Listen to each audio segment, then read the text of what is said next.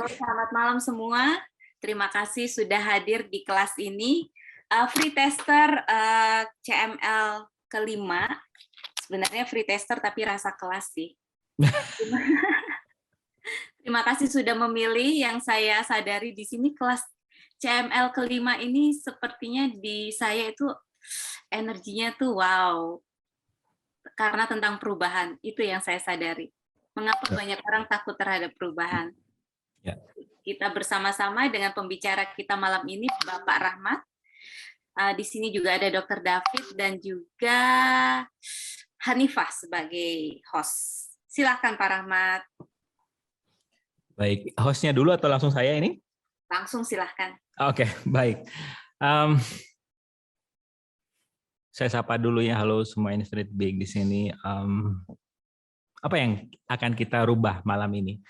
Ini adalah sebuah pertanyaan yang biasanya saya tanyakan di setiap sesi fasilitasi saya ketika klien datang.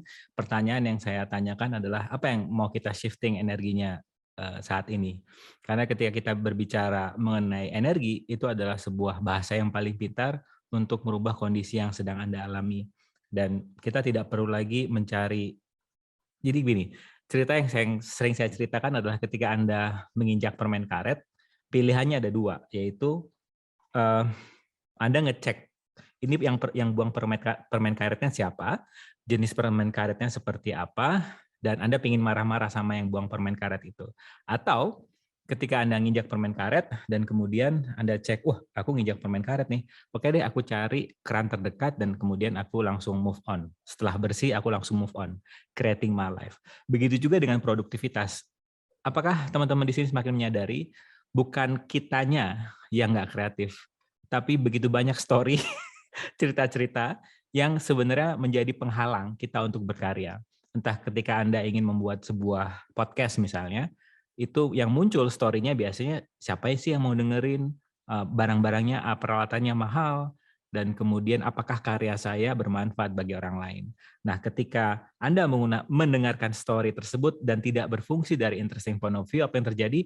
Anda sudah takut sendiri, Anda sudah sesak sendiri, dan akhirnya tidak berkarya sama sekali, dan itu merupakan sebuah keputusan juga, dan tidak salah, karena kita tidak lagi melihat, apalagi yang sudah belajar akses, kita tidak melihat dari salah dan benar, tapi lebih kepada kalau aku pilih pilihan ini akan membentuk sebuah kenyataan seperti apa. Begitu juga saat Anda bergerak dari produktivitas, ingin lebih produktif, kita tidak bergerak dari kalau aku tidak mengambil keputusan ini, apa yang bakal terjadi. Tapi lebih kepada bagaimana jika tidak ada keputusan yang salah di sini. Nah, ini nih energi yang menarik ketika kita berbicara mengenai produktivitas. Kebanyakan orang-orang di luar sana itu menjadikan dirinya, itu ketika dia bercerita ingin produktif, misalnya ada klien yang cerita, saya ingin buat podcast, saya ingin buat YouTube, saya ingin lebih kreatif di kantor saya, setelah dia bercerita keinginannya, itu diikuti oleh kata-kata tapi. Tapi saya nggak punya skill ini, tapi saya takut untuk berbicara di depan umum, tapi saya takut ketika saya lebih produktif, teman-teman di kantor saya bakal berbicara di belakang saya, mengatakan saya so rajin dan sebagainya. Jadi sampai di sini mungkin Anda semakin menyadari yang menghalangi kita untuk lebih produktif sebenarnya bukan kitanya, sebenarnya bukan kita tidak produktifnya, tapi story-story yang kita ceritakan sendiri ke diri kita sendiri kalau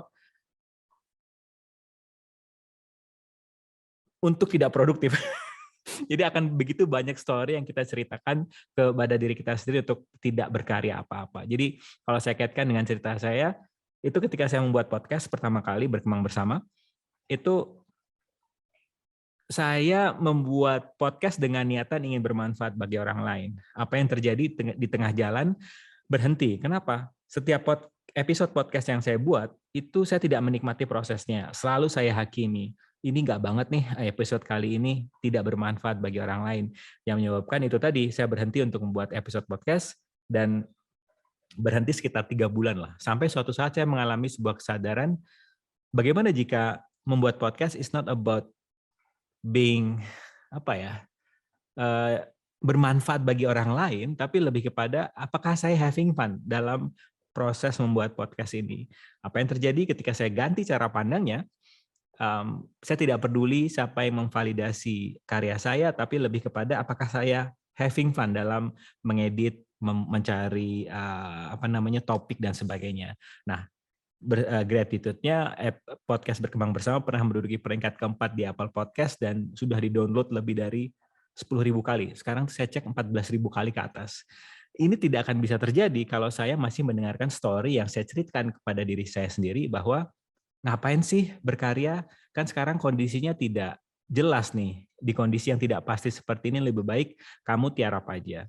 Itu nggak apa-apa juga. Tapi bagaimana jika cara yang paling mudah untuk bahagia adalah kita berkarya, terus berubah. Nah, ketika mungkin Anda merasa tidak nyaman sekarang, atau sering saya sering saya bilang kepada klien saya, ketika kita merasa depresi, itu bisa jadi ada potensi dalam diri sedang meminta untuk digali, tapi karena kita belum melihat potensi tersebut dan lebih memilih untuk tidak berkarya, body kita kayak mengingatkan, bukan marah, tapi lebih kayak mengingatkan dalam bentuk hal-hal yang tidak nyaman dan sering kita kaitkan kalau aku lagi depresi nih. Padahal hal tersebut bisa kita clearing, bisa kita ubah energinya saat Anda menghasilkan sebuah karya. Nah, berbicara mengenai karya, kebanyakan orang di luar sana ketika berkarya itu selalu melihat apa yang ada di luar. Mereka lupa untuk bertanya kepada dirinya sendiri, apa yang fun buat saya? Apa yang menyenangkan buat saya? Ciri-cirinya apa? Yang pertama adalah Anda akan lupa waktu, lupa makan, lupa tidur biasanya. Mungkin Anda pernah mengalami hal-hal tersebut. Itu bisa jadi sebuah hal yang bisa Anda buat, jadikan satu indikasi bahwa ini bisa dibuat sebuah karya dan Anda bisa kasih harga nanti di sana. Itu kenapa ketika ada yang datang kepada saya untuk fasilitasi, dia bilang di kondisi pandemi ini saya lagi susah cari pemasukan tambahan. Ketika saya cek energinya, ada sesuatu yang dia nggak bicarakan di sini. Dan ketika saya bilang, boleh nggak aku main ke rumah kamu? Akhirnya kita main ke rumah dia. Di rumah dia tuh begitu banyak lukisan. Yang saya lihat lukisan itu bagus ya. Dan dia bilang, enggak lah, kalau kamu jual ini gimana? Enggak lah, ini semua orang bisa ngelukis kok. Karena saya berfungsi dari seorang fasilitator, saya tidak diperkenankan untuk memberikan jawaban, tapi lebih kepada memancing dia untuk menggunakan cara pandang bagaimana jika tidak semua orang itu bisa melukis dan dia bisa menjual karyanya itu dan bisa dijadikan sebuah pemasukan tambahan. Karena yang pertama dia ternyata enjoy banget buat membuat sebuah lukisan dan kebiasaannya lukisan itu dikasih-kasih ke koleganya. Nah, ketika saya pancing, saya meminta dia untuk mengubah cara pandang berbeda, akhirnya sampai ke suatu titik dia mulai menyadari, oh ternyata tidak semua orang ya bisa membuat lukisan dan bagaimana jika aku mempertimbangkan untuk mengubah cara pandangku bahwa aku tidak perlu mencari yang ada di luar, apa sih sebenarnya yang mudah buat aku dan susah buat orang lain yang bisa aku yang aku bisa hasilkan karyanya. Jadi ini adalah sebuah clearing juga yang bisa Anda tanya ke dalam diri Anda, apa ya yang mudah buat saya tapi susah buat orang lain yang bisa aku karyakan dan mungkin aku bisa jual suatu saat nanti. Everything that is from God's will really destroy and create alias brand wrong, good and bad, potent, vokalnya, boys, wafat, and beyond. Itu adalah sebuah clearing dari Access Consciousness yang Anda bisa masuk ke theclearingstatement.com. Di situ begitu banyak pilihan clearing yang bisa Anda cek energinya mana yang cocok buat Anda ketika Anda mengalami sebuah kebuntuan dalam mencari sebuah ide. Karena kebuntuan sebuah ide biasanya Anda malas mau ngapa-ngapain hari ini, bisa jadi Anda punya ekspektasi. Hari ini harus seperti ini, hari ini harus seperti itu. Anda tidak bertanya kepada diri Anda, apa nih yang seru buat saya, yang bisa saya hasilkan hari ini. Gary Douglas, co-creator dari Access Consciousness, itu ketika membuat buku atau membuat kelas atau apapun itu, dia tidak membutuhkan waktu riset yang lama, tapi lebih kepada bertanya kepada universe ini sambil duduk, oke, aku ada waktu 10 menit nih, kira-kira apa yang bisa aku hasilkan karyanya yang mudah dan menyenangkan buat saya di waktu 10 menit ini. Yang menariknya adalah, oke, kalau kedengarannya itu terlalu mudah, karena bagaimana jika kehidupan itu mudah? Kebanyakan orang-orang di luar sana ketika berkarya, dia tuh selalu membandingkan dirinya dengan orang lain, apa yang terjadi di tengah jalan, dia tidak merasa nyaman dengan karya tersebut dan akhirnya dia berhenti. Itu kenapa mungkin Anda punya hobi dan hobi itu berhenti di tengah jalan, bisa jadi itu bukan punya Anda, keinginannya, tapi karena punya orang-orang yang di sekitar Anda, akhirnya Anda spending money dan hobi itu berhenti dan teronggok mungkin di ruang barang Anda yang tersimpan manis di sana. Dan itu nggak salah juga, at least kita belajar bahwa oh ternyata ada beberapa hobi yang seakan-akan bisa saya jadikan uang suatu saat nanti, tapi kok saya nggak menikmati, bisa jadi itu bukan punya Anda, tapi Anda mengadopsi keinginan orang lain dan Anda anggap punya Anda dan kemudian Anda melakukannya. Ini mungkin yang terjadi kita dengar orang-orang yang investasi di cryptocurrency yang mereka tidak siap dengan naik turunnya pasar dan akhirnya mereka menyalahkan yang ada di luar. Kata ahli ini seperti itu, kata ahli itu seperti ini. Dan ketika pasar berbalik dia tidak siap. Dan sedangkan orang-orang yang benar-benar enjoy dengan cryptocurrency, apapun naik turunnya pasar dia siap menerima karena dia yang memutuskan itu. Jadi produktivitas atau bagaimana kita lebih produktif, cara termudahnya adalah please tanya ke dalam diri Anda, apa sih yang menyenangkan buat saya yang bisa kita lakukan saat ini. Nanti akan dijelaskan lebih dalam juga mengenai Pomodoro Technique ataupun Tiny Habit dari Profesor B.J. Fogg yang kebetulan saat itu sebelum ketemu Akses saya itu sangat senang sekali yang jadi saya tuh punya punya kecenderungan untuk interview, bukan kecenderungan, saya suka banget menginterview orang seperti siapa nih bodybuilder itu siapa? Deddy Kobuse. Saya di Jambi, saya tuh ada beberapa orang yang di daerah saya, itu saya ada beberapa orang yang saya anggap dia sukses di karirnya. Sering saya ajak ngomong, kemudian saya interview apa sih yang menyebabkan mereka bisa seperti ini sekarang. Nah, yang saya temukan rata-rata adalah mereka kembali lagi kepada saya suka dalam bidang saya. Karena ketika Anda suka dengan apapun yang Anda lakukan, Gary Douglas pernah bilang, bagaimana jika kita tidak pernah gagal? Gagal itu karena kita sudah memutuskan kita nggak suka dengan apa yang kita lakukan. Tapi ketika kita suka dengan hal yang kita lakukan, kita benar-benar menikmati prosesnya, ketika Anda terhalangi oleh sebuah batu besar, Anda akan mencari cara kok. Bagaimana ya? Ke kiri, ke kanan, ke atas, ke bawah, apapun Anda lakukan untuk bisa jalan terus. Nah inilah yang membedakan. Bagaimana jika Anda tidak pernah gagal? Kegagalan itu karena Anda sebelumnya sudah memutuskan kalau Anda nggak suka dengan kegiatan itu. So everything that is Tom Godzilla will be destroying real, less right and wrong, good and bad, potent pok, all nasos, boys, povat, and beyond. Saya kok ngerasa pundak saya jadi ringan banget ya. Bagaimana jika apapun yang Anda anggap kegagalan di masa lalu, because you already decided that you don't like that activity. Anda udah memutuskan sebenarnya bahwa sadarnya bilang, saya nggak suka. Bisa jadi itu bukan kesukaan Anda mengadopsi dari orang lain dan Anda anggap itu punya Anda dan Anda melakukannya dan itu berhenti di tengah jalan dan Anda bilang gila nih gue gagal nih. Enggak.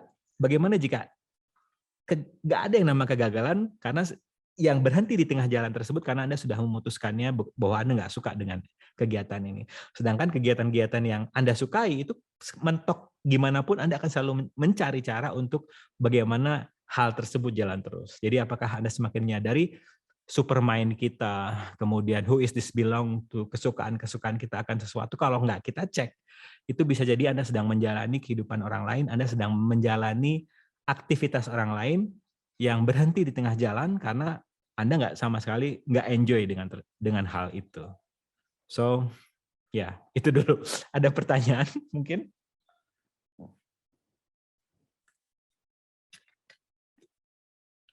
Sebelumnya apa yang ingin Anda dapatkan dari free tester ini? Ada yang mau share kali?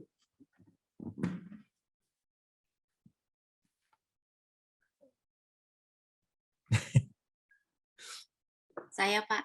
Yes. Ya. Bukan mengapa. Yang saya sadari itu ketika saya mendengar kata perubahan itu saya langsung mengkerak. Ya. Ya. So what is your definition of change? Perubahan apa sih definisi Bu Siska mengenai perubahan? Perubahan buat saya itu sesuatu yang nggak pasti. Ya. Bagaimana jika itu ada hal yang bagus? Ya kemungkinannya ada dua ya Pak ya. Ya. So Nah, mungkin Supermind saya itu mengatakan bahwa perubahan sesuatu yang nggak jelas itu menakutkan. Oh, oke. Terus apakah ini menakutkan atau excited buat Anda? Mana yang lebih light, mana yang heavy? Excitement. Yes. Karena kita sebagai humanoid itu kecenderungannya yang namanya perubahan itu kita suka banget. Namun sayangnya dari kecil ketika kita mencoba sesuatu yang baru, orang tua kita bilang hati-hati ya nak gitu. Jadi ketika mencoba naik sepeda misalnya itu udah suara ayah saya dari jauh hati-hati ya. Jadi sesuatu yang baru tuh dikaitkan dengan yang menakutkan. Padahal kita sebagai humanoid itu suka banget dengan perubahan. Nah akhirnya kita kaitkan sesuatu yang baru, perubahan itu sebagai hal yang menakutkan di bawah sadar kita. Nah setiap Anda di usia berapa? Bukan hanya Bu Siska di sini, untuk semuanya di sini, di usia berapa kita memutuskan bahwa sesuatu yang baru adalah hal yang menakutkan? Apakah kita bersedia untuk resign, reclaim, renown, denounce, destroy, and create? Yes, right and wrong, good and bad, pot and pock, all nasos, boys, prophet, and beyond. Dan bagaimana jika, karena satu-satunya berkah dari pandemi ini menurut saya adalah selalu mengingatkan kita untuk selalu berubah.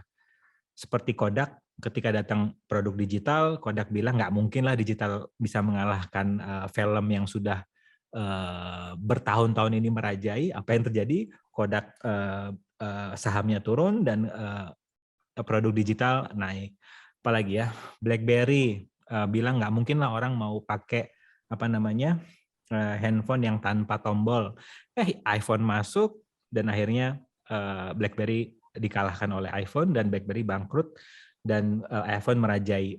Yang menarik dari iPhone dan BlackBerry ini adalah iPhone ini tidak berusaha untuk mengalahkan BlackBerry, tapi lebih kepada iPhone asik dengan karya dia, asik dengan, mungkin saya pernah cerita di sini, Simon Sinek adalah seorang konsultan. Ketika dia datang ke Microsoft, isi rapatnya adalah bagaimana mengalahkan Apple.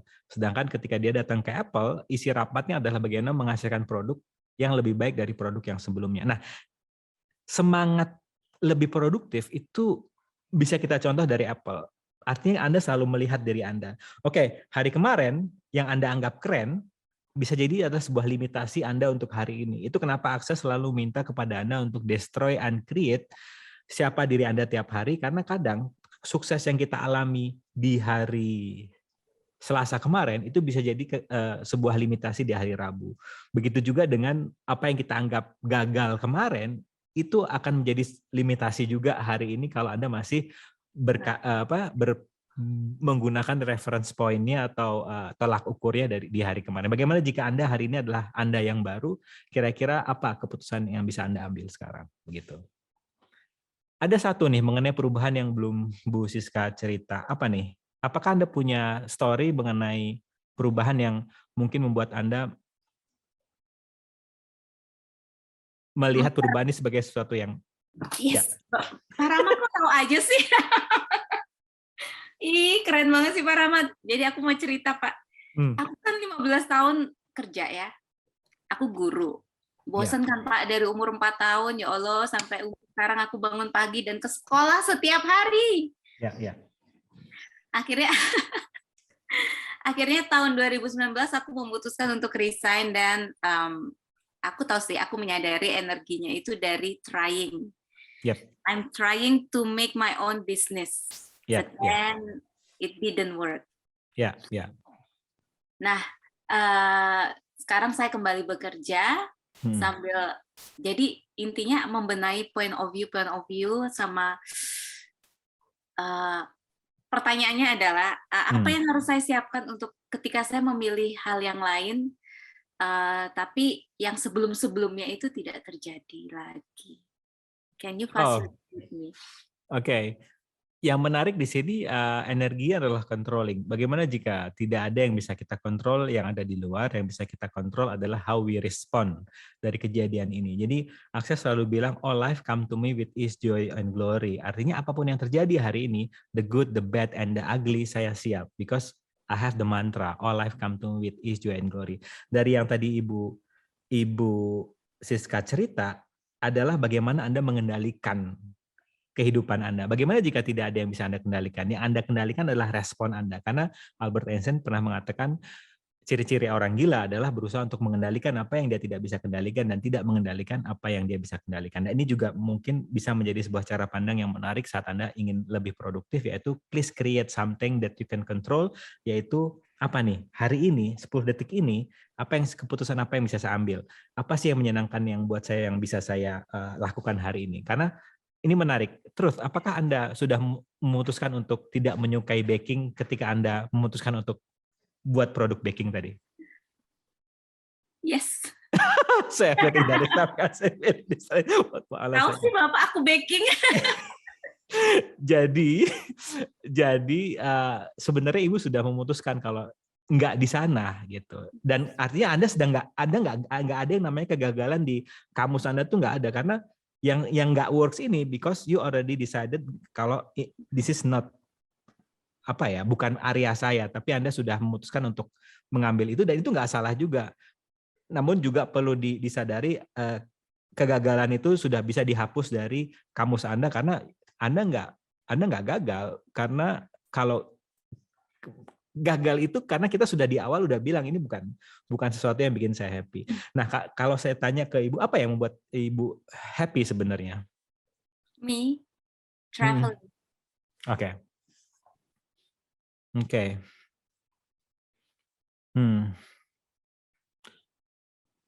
Kalau kita bilang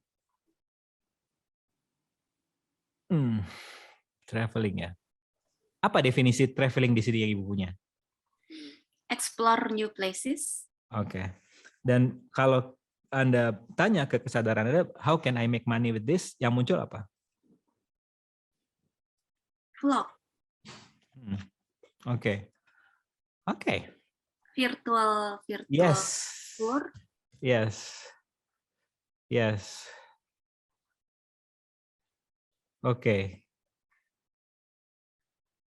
Kalau saya bilang 10 detik ini, apa keputusan yang ingin diambil? Asking myself, what can I be that? How do I create that? How do I create that? Kalau how, itu biasanya kita akan mencari bagaimana realita ini berfungsi. Anda akan ngoprek-ngoprek. How itu light or heavy buat Anda? Sekarang sih light. Oke, sip. Oke, sorry, saya langsung memutuskan tadi. Jadi kalau how itu light buat Anda, silahkan. Kalau saya berpikir dari how, itu biasanya agak heavy buat saya. Tapi saya langsung bilang, apa yang saya bisa putuskan sekarang yang akan membuat semuanya menjadi berbeda. Jadi saya tidak berfungsi lagi dari menunda, mencari dulu informasi yang lengkap, tapi lebih kepada apa nih yang bisa saya lakukan sekarang yang light buat saya. Nah, yang membedakan orang-orang di luar sana dengan kita para humanoid di sini adalah kecenderungannya suka mencari keputusan yang tepat. Bagaimana jika tidak ada yang namanya keputusan yang tepat? Yang ada hanyalah keputusan apa nih yang bisa kita ambil, dan ingat, akses mengingatkan kepada kita bahwa keputusan yang kita ambil itu bisa kita rubah. Orang-orang di luar sana suka mengatakan kalau kamu sudah mengambil keputusan, terus dipegang dong. Jadi orang tuh harus tepat janji dan sebagainya. Nah, bagaimana jika pandemi ini sekali lagi mengajarkan kita untuk lebih fleksibel? Kalau ini nggak works buat saya, ya choose something else. Itu sih yang mungkin sekarang Yes. ini. Ya Pak, saya juga ingat itu memang saya di kepala saya tuh bilang gini, saya kan masih muda. Yeah. Kalau it doesn't work, then I can go back to work. Yes. Sudah berencana untuk gagal. Yes. Wow. And it happened. Yes. Oh, oke. Ya. Dan please jangan masuk ke wrongness of you. Anda bisa pick up itu dengan mengatakan, oke, what's right about me dan I'm not choosing, that I'm not getting. Apa yang karena kecenderungan kita untuk masuk kepada salahnya kita ketika hal-hal yang sebenarnya Anda sudah memutuskan untuk tidak suka dan Anda berhenti di tengah jalan dan Anda kemudian membumbui kejadian itu sebagai sebuah kegagalan yang padahal bukan sebuah kegagalan, kita cenderungnya masuk ke wrongness of us. Kenapa? Karena lebih mudah memang menyalahkan diri kita sendiri dibandingkan untuk asking question. Oke, apa nih kontribusi dari kejadian ini yang belum saya lihat? Apa yang bisa saya lakukan berbeda sehingga kehidupan ini menjadi berbeda juga? Orang-orang di luar sana bukan Anda yang ada di sini, itu lebih memilih untuk masuk kepada salahnya kita. Karena itu lebih mudah dibandingkan kita bertanya. Nah, kalau kita di sini mungkin, ternyata kalau menyalahkan diri sendiri, efeknya seperti itu ya. Oke, aku milih keputusan yang berbeda, yaitu bertanya, asking question, apa yang bisa saya rubah dari kondisi dan sebagainya. Gitu. Oke. Apa kontribusi dari, karena ini muncul, sorry, masih Bu sekali lagi, apa kontribusi dari kejadian yang sebelumnya itu yang belum Anda lihat? Yang sudah saya lihat ya Pak Du, yang sudah saya lihat adalah saya jadi memilih untuk lebih mendalami kesadaran. Itu yang paling the greatest thing happen kan, karena waktu itu benar-benar waktu itu down banget, and I'm asking questions, what is this, who can contribute to me for my situation, and then somebody asked me to go to to join a book club sama Dr. David, dan saya pilih itu. Itu kontribusi yang paling besar sih yang saya rasakan dari kejadian kemarin. Yes, everything that is time will be the strength of West Prophet and beyond. Dan memang dari orang-orang yang mencari kesadaran itu prosesnya tuh ya seperti itu, bangkrut, kemudian ada yang ingin bunuh diri, ada yang pakai obat-obatan hanya untuk mendiamkan monkey mind dia, yang hanya membuat dia tidak bisa berkarya karena setelah dia minum obat-obatan yang niatnya adalah ingin berkarya, karena dia nggak bisa berkarya karena otaknya begitu banyak cerita-cerita monkey mind-nya tuh kreatif banget. Akhirnya dia ingin bunuh diri juga dan akhirnya memiliki kesadaran. Jadi bukan artinya ketika Anda memiliki kesadaran dengan lempeng, maksudnya jalannya lurus enak, tolong gratitude karena Anda beruntung banget, karena ada beberapa orang yang harus mengalami kejadian. Bukan artinya Anda harus mengalami sesuatu dulu untuk bisa memiliki kesadaran, tapi kalau Anda sudah memiliki kesadaran di kondisi yang nyaman buat Anda, itu tolong disyukuri dulu, karena kita perjalanannya beda-beda. Dan itu yang kenapa saya meminta untuk Bu Siska melihat kontribusi apa sih dari kejadian-kejadian yang kita anggap kegagalan di masa lalu, ya biasanya berujungnya ke sebuah kesadaran, oh ternyata aku sedang berfungsi dari mimpi orang lain. Bagaimana jika sekarang aku berfungsi tanya kepada diriku, apa nih, kalau aku benar-benar menciptakan realita versi saya, apa yang saya akan putuskan untuk berkarya? Karya apa yang saya akan buat hari ini yang menyenangkan buat saya? Jadi seperti itu. Yes. Itu sih. Terima kasih Pak Rahmat. Sami-sami Bu. Ada lagi?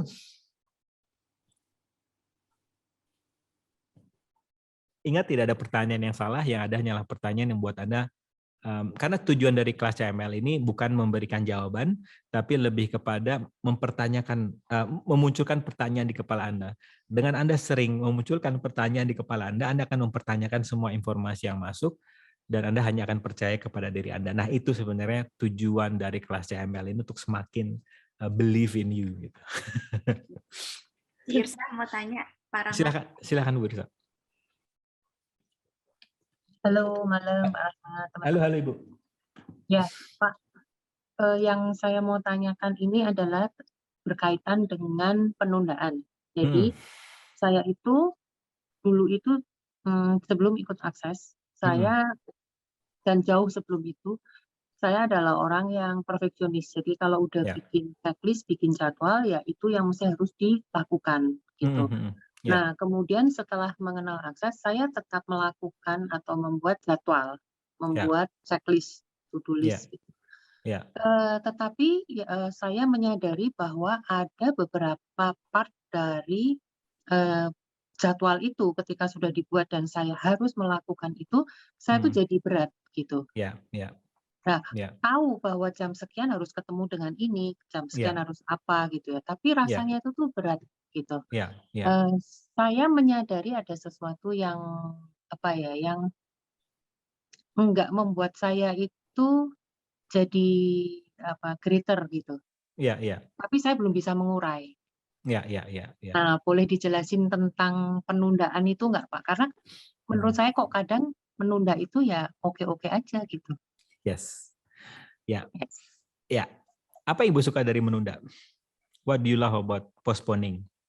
Postpone things. Apa yang Ibu suka dari menunda? Nanti ada kesempatan yang lebih bagus. Barangkali ada, kalau kepepet, itu akan menjadi lebih keluar ide-ide gilanya ketimbang kalau on time. Yes. Efeknya buat tubuh Ibu seperti apa dengan cara pandang seperti ini? Karena yang muncul di kepala saya adalah tubuhnya Ibu. Yang muncul kadang itu kemerungsung, Pak. Kemerungsung itu nggak enak gitu. Rasanya itu ada buru-buru, ada kepingin cepat selesai gitu. Sering terantuk sana sini body Ibu? Oh, maksudnya kalau pecicilan gitu, Pak? Iya. Oh ya. Terus kan di bayangan saya Ibu tuh kayak nabrak sini, nabrak sana, dan kemudian lebam-lebam kali ya. Sama ini, bagaimana jika tidak ada yang salah dari menunda itu? Karena ketika kita berfungsi melihatnya, ini salah nih menunda, pasti ada yang salah. Akhirnya Anda akan mencari cara untuk selalu menunda untuk membuktikan kepada diri Anda sendiri kalau menunda itu nggak salah. Maksudnya, jadi saat kita bilang menunda itu salah, itu di diri kita, sisi kita yang lain akan semakin menunda untuk membuktikan sisi diri kita yang lain kalau menunda itu nggak salah. Jadi akan semakin kontradiksi di situ.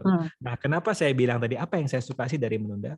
Karena ketika Anda bilang apa yang saya suka dari menunda, misalnya saya suka begadang nih, dan paginya itu kalau keliling itu kadang saya ngantuk gitu. Jadi saya minum teh dulu biar keliling pagi itu seru.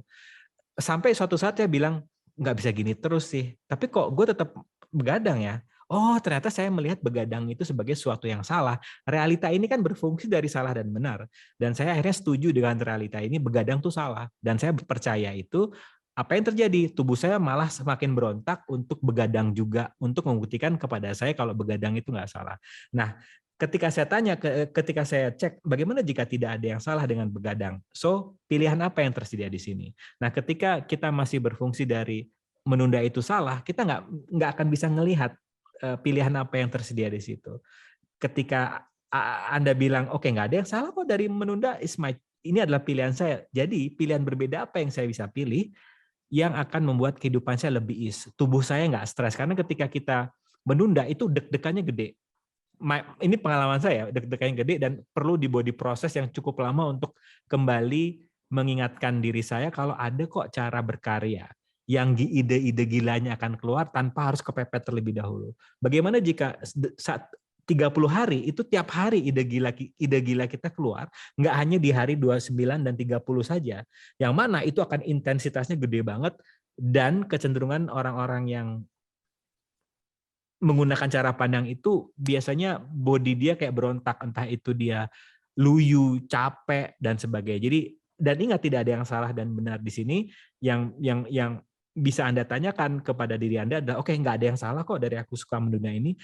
Kira-kira ada nggak pilihan berbeda yang bisa saya pilih di sini untuk membuat saya lebih lebih seru dalam berkarya? Itu yang pertama. Yang kedua, Bu, apakah Ibu senang disuruh-suruh, Bu? Belas enggak. Begitu juga dengan diri kita ke diri kita sendiri. Ketika bikin checklist, itu tuh kayak nyuruh ke diri kita sendiri. Apa yang terjadi? Ya ditunda lah, nggak mau lah. Kayak siapa sih ini? Kok nggak ada question sama sekali? Jadi saran saya, yang bisa Ibu pertimbangkan ketika sudah buat checklist, Ibu tanya lagi, apa nih dari 1 sampai 10, mana yang fun buat saya? Where do I put my energy today? Di mana nih yang bisa saya fokuskan energinya?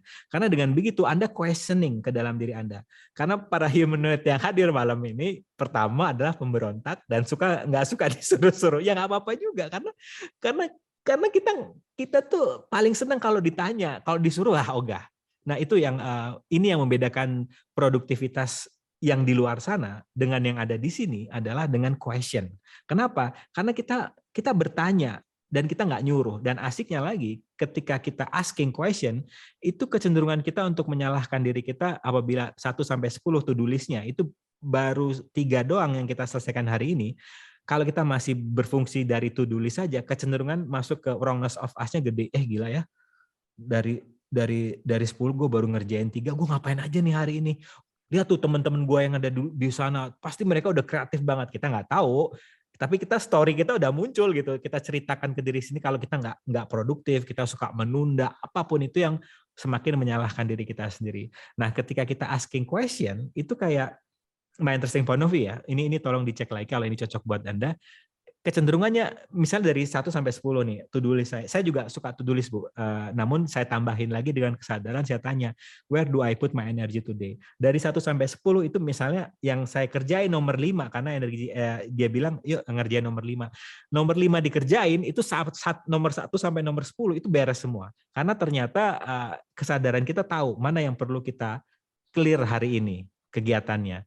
Dan berfungsi dari question itu nanti kalau misalnya hanya 3 saja yang selesai, kalau kita berfungsi dari kesadaran, kita nggak menyalahkan diri kita sendiri. Kita gratitude kalau sudah menyelesaikan 3 dari 10 to-do list yang sudah kita siapkan. Jadi ya itu yang perlu Ibu tambahkan untuk semakin produktif adalah asking question walaupun sudah buat to-do list, sehingga kita tidak menyuruh-nyuruh diri kita, karena kita sendiri disuruh orang lain kan nggak mau ya, apalagi kita ke diri kita sendiri kecenderungan untuk ngeberontak itu gede.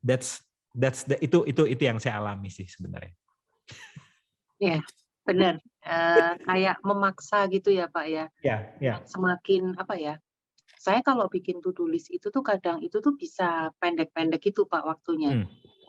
Misalnya 15 menit, 30 menit gitu. Sehingga ya kayak emang bener sih Pak, kayak disuruh-suruh gitu. Padahal saya juga nggak suka gitu. Nah, yang saya sadari adalah supermind saya itu kayak apa ya Pak, karena logika banget gitu ya. Apalagi kemasukan yang ini loh, waktu itu tuh berharga. Waktu adalah uang gitu. Jadi kayaknya tuh kalau pas mau bikin jadwal gitu ya, semenit pun nggak mau lewat itu. Padahal kalau dijalanin, aduh bisa bermenit-menit tuh nonton TikTok gitu. Yes. Nah ini menarik Bu. Ketika Ibu nonton TikTok, ini thank you Bu. Kita sudah masuk ke materi. Oke. Ketika Ibu nonton TikTok dan kemudian Ibu sadar Ibu lagi asik nonton TikTok, apa yang muncul di kesadaran Ibu? Enak aja gitu banyak. Maksudnya gini, kalau nonton itu tuh kadang bisa, kok bisa begitu ya? Oh kayak gitu aja bisa dibikin konten ya? Oh kok lucu ya gitu. Oke. Oke, bagus Bu. Karena yang lain di luar sana ketika saya cek energi, dia menyalahkan diri saya. Aduh, daripada nonton TikTok kan gue mendingan berkarya sesuatu yang lebih berharga dibandingkan menghabiskan waktu nonton TikTok. Tapi Ibu udah enak nih energinya karena Ibu melihat bagaimana jika nonton TikTok nggak salah, tapi ada sebuah kontribusi di sana. Gitu. Jadi oke, sip. Yes, asik sih di sini. Pak, yang mau saya tanyain itu yang tentang itu Pak, yang supermind itu kan canggih banget tuh bikin jadwal gitu kan. Nah terus tanpa saya sadari sebelum ini ya Pak, yang tadi Bapak kan mengingatkan saya untuk body itu tuh maunya tuh kayak apa gitu. Udah dibikin checklistnya, terus body mau gimana gitu. Nah sebelum ini itu yang saya lakukan adalah memberikan waktu yang memang untuk misalnya kalau perjalanan itu misalnya kalau dilihat dari map itu misalnya 15 menit gitu, tapi saya lebih misalnya 40 menit gitu kan, nanti masih ada apa tuh namanya parkir, kemudian ada touch up, masih ada macam-macam. Itu jadi lebih enak gitu. Tapi kadang tuh supermind juga ngomongnya tuh gini, ih ngapain kamu lama-lamain, kan sayang gitu. Waktu adalah uang gitu. Iya. Kalau cepat beres kan lebih cepat enak, cepat beres itu tuh lebih enak gitu loh. Tapi kenyataannya juga enggak juga gitu kalau pas dijalanin. Ya. Yang saya cek di sini yang muncul adalah apa kontribusi supermind ini selalu berbicara seperti itu ke Ibu. Apa kontribusinya dia? Cepat selesai. Yes. Karena yang supermind yang Ibu bilang supermind ini itu berkontribusi sebenarnya. Namun karena kita sering diakses bilang supermind itu adalah sesuatu yang supermind, sorry. Oke. apa definisi supermind di Ibu? What is your definition of supermind? Apa? Pikiran, logika yang kadang juga bisa bantu, kadang tuh banyak kayak apa ya, maksudnya itu tuh kreatif, tapi kreatifnya itu tuh kreatif yang ke arah ribet gitu. Oke. Kayak nanti Oke. terus bisa bikin skenario di kepala, bisa bikin Ya. cerita di kepala. Nanti kalau kamu begini gitu. Ya. Untuk case ini, apakah kontribusi lebih cepat atau malah membuat kegiatan Ibu lebih lama? Kalau secara kegiatan lebih cepat, tapi secara apa tuh yang tadi Bapak bilang bisa nubruk sana nubruk sini gitu tuh. Ya itu memang iya juga. Ya. Oke.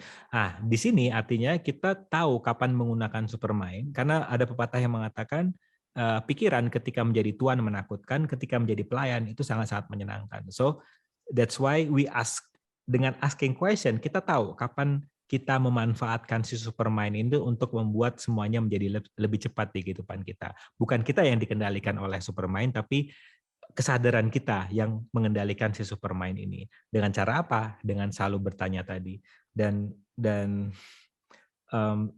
Karena yang Ibu tanyakan tadi nggak gimana ya?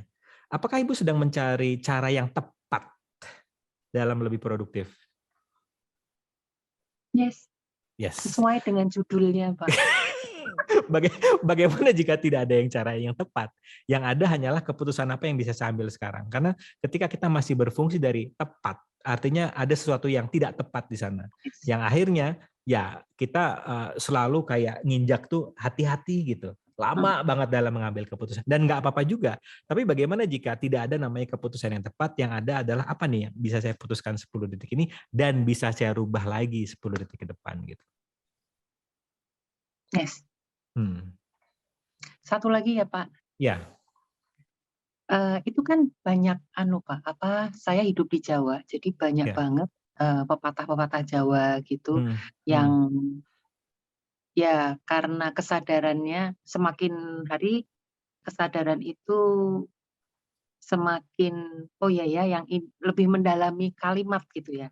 Ya. Tapi ada juga yang kayak selewat-selewat gitu, tapi mungkin itu tuh masuk di pikiran saya dan ikut saya udah lama banget, misalnya alon-alon waton kelakon.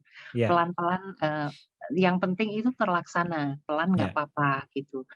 Terus kayak hidup itu tuh ngalir aja gitu. Nah itu tuh bisa di-clearing nggak Pak?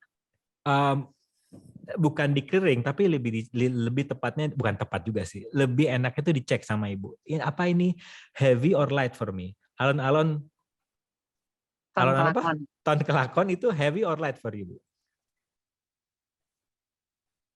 Kadang bisa heavy, kadang bisa light. Yes, karena di setiap sesuatu, apapun itu, apalagi peribahasa, ada kebohongan yang melekat di sana. Anda bisa tanya, apa nih kebohongan yang melekat di sini? Sehingga Anda akan clear versi benar, versi true for you-nya sama heavy for you-nya. Alon-alon tur kelakon itu kalau di saya itu adalah respon, bukan react.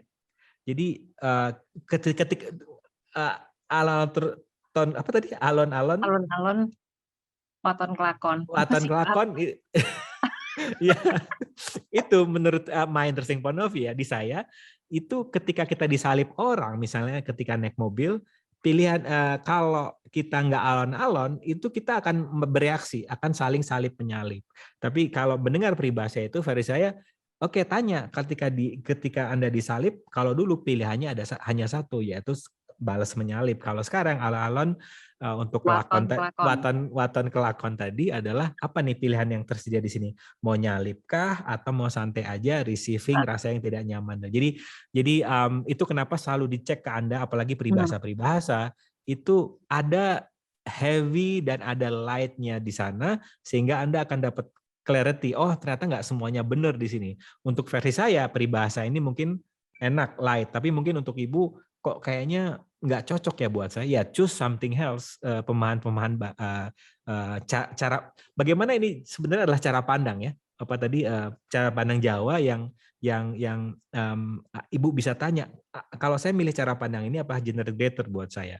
Kalau heavy ya choose something else, karena kehidupan ini begitu banyak kok kearifan-kearifan lokal yang menawarkan cara pandang yang bisa Anda pilih, atau Anda bisa tanya diri Anda sendiri, kalau aku benar-benar menciptakan realita versi aku, pilihan apa sih yang tersedia di sini? Apa yang bisa aku pilih di sini gitu. Gitu. Oke. Ya. Thank you, Pak. Sama-sama Ibu. So everything that is some cat sedan we need to sign as well good and bad patent pokoknya ya, ada lagi silakan. Pertanyaan tadi itu seru. Gimana? Karena sering kali, dan ternyata aku juga baru perhatiin kebiasaannya praktisi, belajar akses itu pakai asumsi. Jadi sudah setahun, sudah ada 2 tahun, terus kemudian nggak ada perubahan hidup, dan kemudian akses nggak works buat hidupku, gitu. Dan kemudian pasti cek, menurut pemahamanmu, coba jelasin arti awareness dan arti judgment. Ternyata nggak sesuai dengan yang diajarin akses. Terus ditanya lagi, apa artinya reaksi dan aksi menurut pemahamanmu? Ternyata nggak sesuai banget dengan apa yang diterangin di akses. Jadi selama dia belajar itu sebetulnya dia nggak memahami sama sekali, tapi berasumsi aku paham. Makanya nggak terjadi perubahan hidup. Makanya kenapa, ayo pelajarin materinya baik-baik, dan kemudian japri ke fasilitator-fasilitatornya 6 pertanyaan basic. Karena barusan aja juga udah jelasinnya aksi dan reaksi. Nah, kalau ternyata aksi dan reaksi aja masih nggak ngerti bedanya apa, wah susah nanti kita mau cerita kemana-mana, mau ke distractor implant, mau ke Tenki, mau ke segala macam toolsnya, kita jadi membingungkan gitu. Tapi kalau kita basic ini udah paham, oh reaksi itu begini, aksi itu begini, nah kita tuh ngerti nanti ke belakangnya. Karena awareness kalau nggak dipahamin dan nggak memiliki kemampuan untuk stop, selalu masuk ke judgment.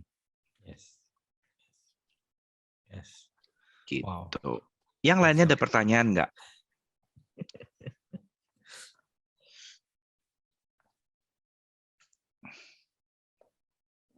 Biasanya Niva bertanya. Atau kali ini mau Yosi atau Maria? Atau sudah ngeheng? Baru intro kok ngeheng.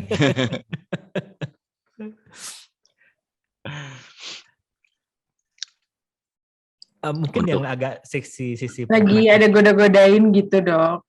Nanyain, Siska udah bikin PR belum? Gitu. Belum. Belum.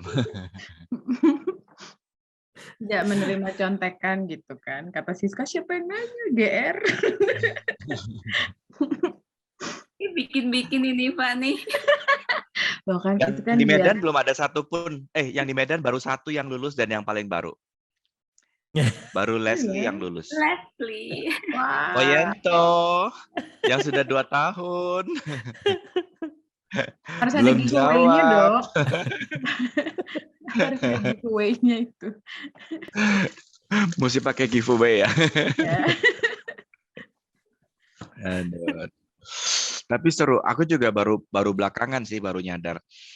Kenapa ya? Kok jalannya agak sedikit berbeda antara aku dengan kamu dan yang orang-orang yang lain gitu. Ternyata pas ngobrol-ngobrol, oh understanding basic-nya nggak ngerti. Jadi pada saat kita bilang awareness, so mereka nggak ngerti kita tuh ngomongin apa. Terus pada saat kita bilang judgment tuh mereka juga nggak ngerti kita tuh lagi ngomongin apa. Terus pada saat kita bilang, ayo jangan masuk ke reaksi, ayo masuknya ke aksi, itu tuh nggak ngerti. Mereka pikir reaksi itu reaksi seperti bahasa translate. Empowering itu kalau ditranslate kan memberdayakan. Kalau disempowering itu tidak memberdayakan. Jadi mereka tuh masih ngertinya asumsi. Makanya baru, oh pantes ya ada banyak orang yang nggak memahami ilmunya akses karena mereka tuh tidak memahami maknanya, tapi memahami translate mentahnya. Sementara disempowering dengan empowering tuh nggak ngomongin tentang itu. Kadang suka ketuker juga sih, Dok. Kalau judgment itu kan bayangan kita kan negatif ya. Sesuatu yang negatif gitu. Kalau kita mau pakai asumsi. Judgment nggak selalu negatif loh. Iya. Padahal sebetulnya kan both way. Jadi kadang both way bisa. Negatif. Awareness Judgment juga, itu point of view. Iya, awareness juga sama. Kadang-kadang begitu munculnya negatif tuh, "Hah, apa aku judging ya?" Gitu. Udah ke situ Iya, duluan gitu. seringkali kita tuh ngehnya, "Aduh, aku ngejudge deh," gitu. Ya. Padahal kamu aware. Terus Yes. kalau kamu judging, kamu bilangnya, "Enggak, aku aware kok," gitu. Ya. Jadi seringkali kebolak-balik gitu. Makanya kenapa kok nggak maju-maju dalam progres perubahan hidupnya, karena understanding dasarnya aja masih kebolak-balik. Nah, makanya aku nggak mau ngasih jawabannya di sini, please baca aksi reaksi bukunya Living Beyond Distraction, ya. Yes. Yes. Terus Judgment dan Awareness bukunya 10 Keys. Terus Ya. Empowerment dan Disempowerment ada di Manual Bars. Kalau sampai nggak baca, nggak ketemu chapter itu, keterlaluan. Giveaway-nya dapat tiket apa gitu. Ya. Ya. Giveaway-nya boleh ngicip Pak Hanifah. Enggak lah. Sambil menunggu Pak Hanifah yang disebut-sebut bulan-bulan yang lalu itu mewujud. Idul Sebentar ya, Adha udah teman-teman lewat, kita Pak Hanifah klarifikasi belum dulu ya. lewat. Idul Fitri udah lewat, Pak Hanifah juga belum terwujud. Nggak Bukan tahu Pak nih. Hanifah ya, segede Pak Hanifah, catat itu garis bawah. Segede itu lewat. Lengkapnya nasi kebuli dengan paha segede Pak Hanifah. Nah, itu. Jadi kalau dibaca Paha kambing. Pak Hanifah. Ini kalau yang nggak tahu nanti, waduh. Aduh. So, tentang tiny habits that create, ada Ya. pertanyaan nggak? Dan apakah sudah mulai menciptakan tiny habits that create? Wow. Wow. Yes. Yang belum jalan siapa? Ngacung. PR-nya belum dikerjain. Yang belum bikin latihan clearing everyday siapa? Ngacung. PR-nya belum dikerjain. Yang sudah ambil kelas bars, all of class sudah dapat berapa juta? Belum 1 juta. Berarti nggak dikerjain.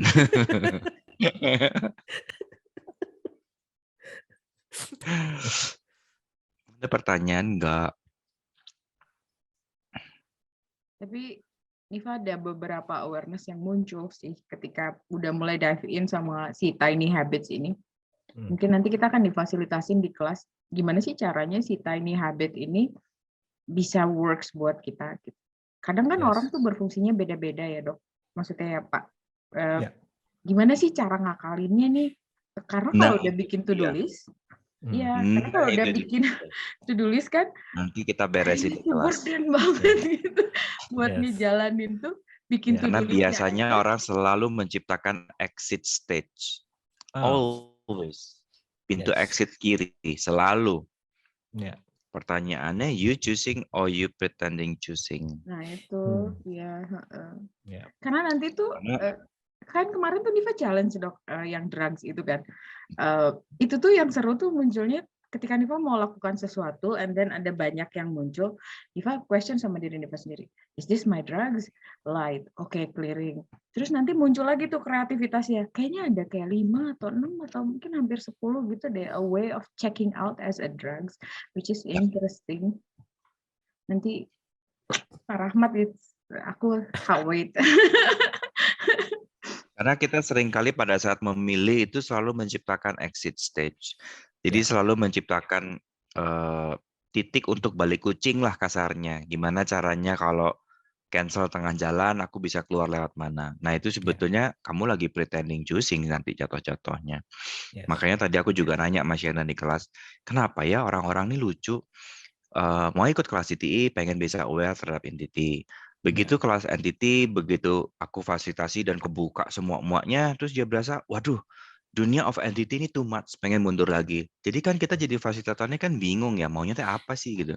Kata Shannon ya, fuck off, they doesn't want to be aware, they only want to be drama. Ya. Dan bagaimana bila sebetulnya kamu masih happy dengan dramamu? Yes. Jadi nggak betul-betul membuat sebuah pilihan, aku mau berubah, gitu. Wow. Memang seru kok. Ya. Yes. Nanti juga di kelas akan kita bahas teknik indulging, yaitu dari Simon Milasses, praktis dia untuk teman-teman di sini yang suka tiba-tiba waktunya habis dan suka mengkonsumsi misalnya sosial media yang menghabiskan waktu Anda, yang Anda ingin berubah dari kondisi tersebut, kita akan gunakan teknik indulging tadi. Nanti akan dijelaskan lebih dalam di kelas kerasnya, karena itu sangat membantu saya untuk wait kok udah sejam gini ya gue duduk gitu menikmati, dan padahal gue bisa membuat sebuah karya berbeda dari situ gitu. Nanti akan dijelaskan lebih dalam. Sip. Kayaknya kalau nggak ada pertanyaan, kita waktu juga udah habis. Ya. So, apakah tidak ada pertanyaan semuanya? Oke. Yes, tidak ada pertanyaan. Kalau gitu sampai jumpa di kelas. Minggu depan kita masih ada 1 kali free tester lagi untuk yang ke-6.